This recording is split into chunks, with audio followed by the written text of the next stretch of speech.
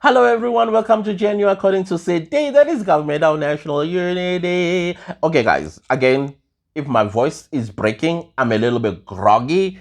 I think I may be catching the cold. I hope it's a cold because I can deal with it with med lemon. But when it's the flu, no, no, no, no, no, no, no. Anyways, guys, as I have promised you earlier, there's an article that I want to read for you from Times Live dated the 10th of October 2024.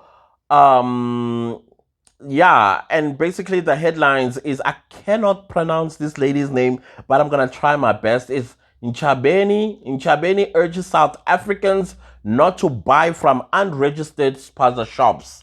Now you need to read between the word unregistered because there are no tax shops in South Africa that are registered. But what she's saying is, I think she needs to sound government like or diplomatic as well. That just don't buy from them. That's all. That's what I'm reading from this word unregistered. It's a dead giveaway that she's talking about them. You know who. Anyways, let's continue. Minister in the presidency, Kubuzo Chabeni, has warned South Africans to not. I think the person forgot to say not to buy because it says South Africans to buy from unregistered sponsor shops, especially if they don't know where these informal businesses buy their stock. Nchabeni suggested some of the unregistered sponsor shops run by foreigners who are in the country illegally produced some of their stock from their own backyard. That's like disgusting.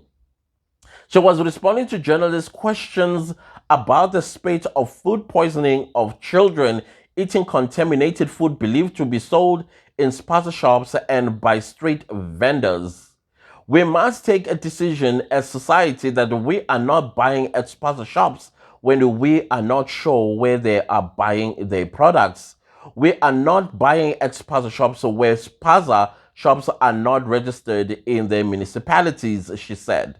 Nchabeni, a former minister of small business development, said the department works with municipalities to make sure sponsor shops are registered. During my tenure and during Kovovo, we made a directive that enjoined municipalities to register sponsor shops and any other informal business for free if they could prove their citizenship. That's where it went all wrong. She said South Africans should demand to see the registration certificate when they go to a spaza shop. Nchabeni suggested South Africans who protested against the government's crackdown on illegal spaza shops should also take the blame. Yeah, I agree because they were. Oh, they were. I remember that. When I was Minister of Small Business Development, we started a drive to make sure all spaza shops are registered. That would have dealt with the ownership of spaza shops in South Africa. But it was South Africans who took us to court, saying you cannot force registration. There is a court judgment that says even illegal foreigners are allowed to operate, whereas the law says to operate a business in South Africa, you must be registered. For the foreigner to operate a business, they must have made an investment of no less than 5 million rand. She said there were no spaza shops that cost 5 million rand or more. It was us South Africans who complained when municipal officials were conducting raids, confiscating and dumping food that was not certified. Some of it expired. We can't have our cake and eat it too. We must decide what is in our best interest. Boycott, boycott. And I am sure the lives of our children and our own lives are more important than buying cheaper fake products.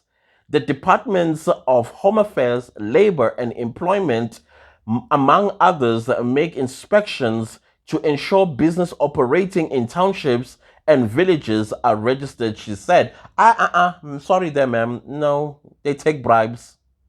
We will not be in this situation if they really did their work. We will not. Chabeni said she hoped with the intensification of work at Home Affairs and eradication of visa backlogs, everyone in the country will be legally documented and those not documented will be deported, said this minister in the presidency. Yeah, guys, as you already heard, Sisenjeni because of South Africans. You know, South Africans sometimes we are so short-sighted. Imagine if you allowed the registration of Spaza shops. That doesn't mean that the minister was saying once you register, because the many people were afraid that if I register my Spaza shop, that means I'm going to start paying taxes. When the idea was to sift out people who are not supposed to be running Spaza shops in our townships, but you were too short-sighted and too suspicious, and then you went to court and took the government to court. And as a result of that, we lost as South Africans. Today is the same Spaza shop owners who are experiencing unfair competition coming from the foreign nationals that are running Spaza shops in the townships. And you are the ones now that are busy crying about these 5 children. Now it's 6 from what I heard yesterday. The 6th child passed on. Now we have 6 people, little children who didn't even begun a future of their own, taken away. Why? Because South Africans, we are short-sighted. That is we need to hold ourselves accountable. We are too short-sighted. We do not give a thing a chance yet, because the whole issue was you must prove your citizenship. And I can bet my last toe that most of these ones that refused to prove their citizenships were not South Africans. They are the ones, just like in 2014, that judgment of 2014, where the High Court in Cape Town said, no, you are not allowed to run or operate a business in South Africa as a non-South African. Oh, what did they do? They went to an NGO. The NGO said, okay, let's go get you guys asylum seeker as well as refugee status at Home Affairs, which they got, and they went to the Supreme Court of Appeal. And the Supreme Court of Appeal said, yes, they are entitled to open businesses, operate shops, otherwise who's going to take care of them? They're also entitled to look for work while they are still in South Africa. And then that's how South Africans lost that case. And that is why they are so pompous and so deliberate in disrespecting us, so much so that they are selling us fake foods. And who goes and buy those fake foods? Yeah, you South Africans. So we should take part of the blame here. We have to. Now, if we are smart, we will go back to the Department of Small Business Development and say, listen, can you register our Spaza shops? Why? You are now sifting out this unfair competition in your communities, especially if you are a person that has an interest in opening a Spaza shop, but you are discouraged because, oh, my friend there owns a supermarket-sized Spaza shop, which, by the way, he's no longer a refugee or asylum. He has graduated into an economic immigrant, and he has no 5 million rand that he has invested in order for him to register that business illegally and then start paying taxes. But you need to put a condition in this registration that we are not registering because now you want to take taxes out of us. But taxes are important. 900 billion rand is the Spaza shop industry in South Africa. Where do you think that 900 billion rand goes to? I'm telling you, it's not going to the South African coffers. It's going to Somalia to go and fund a terrorist group there and elsewhere. That 900 billion rand. But then that 900 billion rand should be township economy that is improving the lives of people that run businesses and also inspire others to do the same as well. But no, we have given it away to them. Why? Because We paralyze ourselves with this Ubuntu bethu. That's what we do. We paralyze ourselves, and now we are being killed by these people, and we get outraged. Come on, 2 weeks after this, we would have all forgotten. And guess we'll be back in these puzzle shops, them, and then more children are going to die. And once again, we're going to be up in arms, but do absolute nothing in boycotting them. Squeeze the tap hard. They will leave. They will leave. Make it uncomfortable. They will leave. Anyways, I thought let me bring this one to your attention as well so that we can start taking accountability. Not only take accountability, but also take action for us in the best interest of us by starting our own businesses or go to competition court.